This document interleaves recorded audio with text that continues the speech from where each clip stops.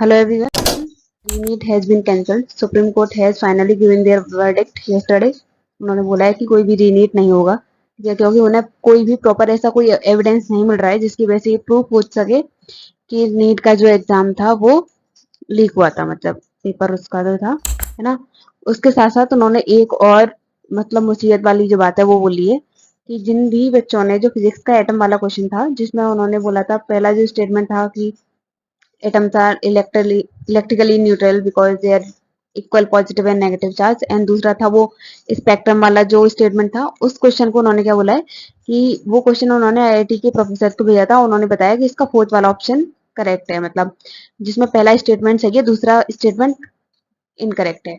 ठीक है, तो जिसने फोर्थ वाला ऑप्शन लगाया उसमें तो सभी बच्चों को +5 मार्क्स बने ही रहेंगे, मतलब जिनका जितना उनका स्कोर है उतना रहेगा। अगर उस फोर्थ ऑप्शन के अलावा अगर किसी बच्चे ने वो क्वेश्चन अटेम्प्ट किया है और कोई और ऑप्शन लगाया है, मतलब फोर्थ ऑप्शन नहीं लगाया, कोई और ऑप्शन लगाया, तो उसका क्या होगा, -5 डिडक्ट हो जाएगा। और अगर किसी ने वो अटेम्प्ट नहीं किया है तो फिर वो सेम रहेगा। ठीक है, क्योंकि अभी तक एनटीए ने वो क्वेश्चन बोनस में डाल दिया था और सबको +5 मार्क्स दिए थे, है ना। तो अभी जिसने वो क्वेश्चन नहीं किया है उसको कुछ नहीं मिलेगा। जिसने फोर्थ ऑप्शन के अलावा कोई ऑप्शन किया है तो उसके -5 हो जाएंगे, और जिसने फोर्थ ऑप्शन किया है उसका जो स्कोर है सेम एज इट इज उतना ही रहेगा, है ना। तो ये वाला डाउट हो गया क्लियर। अब देखते हैं कि बहुत सारे बच्चे पैनिक कर रहे हैं कि मैम एमएनएस के एप्लीकेशन फॉर्म कब आएंगे, मतलब अब तो नीट का सब कुछ हो चुका, सुप्रीम कोर्ट का डिसीजन भी आ गया, है ना। और ये भी पता चल गया कि नीट रीनीट नहीं होना है, तो अब एप्लीकेशन फॉर्म कब आएंगे। तो उसका आंसर है कि एमएनएस के जो एप्लीकेशन फॉर्म है वो रिलीज होने वाले हैं। ठीक है, ये 30 जुलाई इसकी मैक्सिमम डेट है कि 30 जुलाई तक जाएगा, अदरवाइज 30 जुलाई तक जाएगा नहीं। 20 आज कितनी होगी, 24 हो गई, 25 या 26, मतलब या तो कल या फिर परसों में आपके जो एप्लीकेशन फॉर्म है वो रिलीज हो जाएंगे। ज्यादा टाइम नहीं लेंगे, क्योंकि एप्लीकेशन फॉर्म भरने के लिए भी वो करीब 1 महीना देते हैं। ठीक है, अभी से भी अगर वो एप्लीकेशन फॉर्म मान लो कि अभी उन्होंने रिलीज किया तो 1 महीना चाहिए, मतलब कि कम से कम 20 अगस्त तक तो बोलेंगे ही कि 20 अगस्त लास्ट डेट है एप्लीकेशन फॉर्म फिल करने की। ठीक है, फिर 2-4 दिन बाद उसकी करेक्शन विंडो भी ओपन होती है, मतलब लास्ट 30 अगस्त तक वो सारी फॉर्मेलिटीज जो है एप्लीकेशन फॉर्म की वो कंप्लीट हो पाएंगी। ठीक, एप्लीकेशन फॉर्म फिल करने के बाद भी वो एक एक महीना चाहिए उनको। ठीक है, 1-1.5 महीना, मतलब अगस्त तक, मतलब पूरा सितंबर निकल जाएगा, अक्टूबर से उनके जाके सीबीटी स्टार्ट होंगे। ठीक है, और दिसंबर में उनकी क्लासेस स्टार्ट हो जाती है, तो अक्टूबर पूरे महीने, अक्टूबर में 15-20 दिन तो चलता है सीबीटी का एग्जाम, है ना, क्योंकि वो कुछ 3000 बच्चों को बुलाते हैं, तो एक दिन में वो 100 से 150 बच्चों को बुलाएंगे। तो करीब 1 महीना उसके लिए चाहिए, फिर 1 महीना वो वेट करते हैं कि आपका रिजल्ट पब्लिश करेंगे, फिर 1 महीना उसमें भी लग जाता है, क्योंकि बहुत सारे बच्चे वो सीट नहीं लेते हैं, कुछ छोड़ते हैं, कुछ एप्लिक क्योंकि उसके बहुत सारी प्रोसेस हैं, डॉक्यूमेंट्स वेरिफिकेशन होता है, वहां जाना होता है। 1 हफ्ते का टाइम देते हैं कि 1 हफ्ते में आप समझ लो, सोच लो आपको ज्वाइन करना है कि नहीं करना है। ठीक है, 1 हफ्ते के बाद अगर कोई छोड़ता है तो उसको फिर 25 लाख रुपए पेनल्टी, ऐसा पेनल्टी देने पड़ते हैं।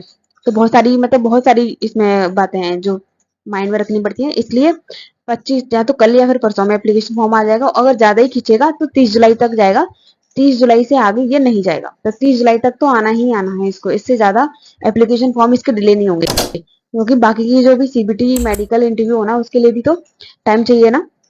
ठीक है, तो उसके अकॉर्डिंग आपको सारे के सारे डॉक्यूमेंट जो है अपने रेडी रखने हैं। ठीक है, डॉक्यूमेंट्स में मैंने वीडियो बना रखी है, उसकी लिंक मैं डिस्क्रिप्शन और आई बटन दोनों में दे दूंगी। ठीक है, तो आप उसको देख लेना कि कौन कौन से डॉक्यूमेंट्स रिक्वायर्ड होते हैं at the time of filling of application form of MNS. ठीक है, तो मैंने सारे इंपॉर्टेंट डॉक्यूमेंट्स को बनाया है, और जिसके पास भी अगर कोई डॉक्यूमेंट मिसिंग है तो आप अरेंज कर लो 1-2 दिन में, आप 2-3 दिन, 3-4 दिन, 1 हफ्ते तक का टाइम, मतलब मैक्सिमम अगर आपके पास है अभी।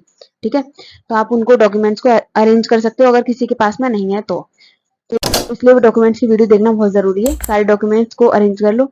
ठीक, और इसके अकॉर्डिंग, मतलब किसी के पास कोई डॉक्यूमेंट नहीं है और ठीक है, और उसको ये नहीं पता चल रहा है तो एप्लीकेशन फॉर्म कैसे फिल किया जाएगा, तो अगर किसी का कोई मिसिंग है तो बताना, मैं उसका फिर आपको सब्सटीट्यूट बताऊंगी कि अच्छा ये नहीं है तो ये ट्राई कर लो, अगर ऐसे नहीं तो ऐसे मिलेगा, है ना। तो पहला सबसे जो अभी मेन काम है ना आपका, अगर कोई एमएनएस की प्रिपरेशन कर रहा है, उसको एमएनएस का एग्जाम देना है, तो उसको डॉक्यूमेंट्स रेडी करने हैं। जैसे डॉक्यूमेंट्स रेडी होते हैं उसको एप्लीकेशन फॉर्म फिल करना है। एप्लीकेशन फॉर्म फिल आपको बहुत सावधानी से करना है। ठीक है, कोई भी मिस्टेक नहीं चाहिए, और 2 बार वेरिफिकेशन करना है फॉर्म को फाइनली सबमिट करने से पहले। जैसे फॉर्म रिलीज होंगे मैं आपको बताऊंगी कि किस तरीके से आपको एप्लीकेशन फॉर्म को फिल करना है, मतलब लाइव में आपको बताऊंगी। ठीक है, मतलब पूरा वीडियो अपलोड करूंगी कि ये स्टेप है, इस तरीके से रजिस्ट्रेशन करना है, इस तरीके से एप्लीकेशन फॉर्म फिल करना है, वो सारी चीजें।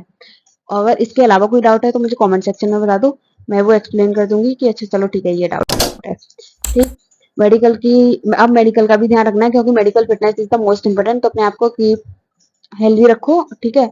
अगर किसी को जैसे नीट का स्कोर उसका ज़्यादा अच्छा नहीं है, मतलब जैसे 450 से और 550 के बीच में है, तो उसके लिए एक सजेशन है कि आप दोनों पढ़ने वाले हो, मतलब आप नीट का भी, नीट 2025 के लिए भी पढ़ोगे। अगर कोई और मतलब फील्ड में जाना है, जैसे सिविल में जाना है, कुछ और करना है, मेडिकल ही छोड़ना है, तो अलग बात होगी। बट अगर जिसका भी स्कोर 450 से 550 के बीच में आ रहा है, तो उसको क्या करना है, उसको सीबीटी के लिए भी पढ़ना है, और उसको क्या करना है, और उसको नीट 2025 के लिए भी पढ़ना है, क्योंकि ये वाले जो बच्चे हैं वो थोड़े डेंजर जोन में है। ठीक है, इससे नीचे वालों का तो मतलब उनका तो सिर्फ मान लो कि 5% चांस है कि अगर बाई लक हो गया तो हो गया, अदरवाइज मतलब बहुत कम चांसेस हैं। इनके थोड़े बहुत चांसेस हैं, तो उनको क्या करना है कि मेहनत करनी है, मतलब नीट का भी पढ़ना पड़ेगा नीट 2025 के लिए, और उनको सीबीटी का भी पढ़ना पड़ेगा।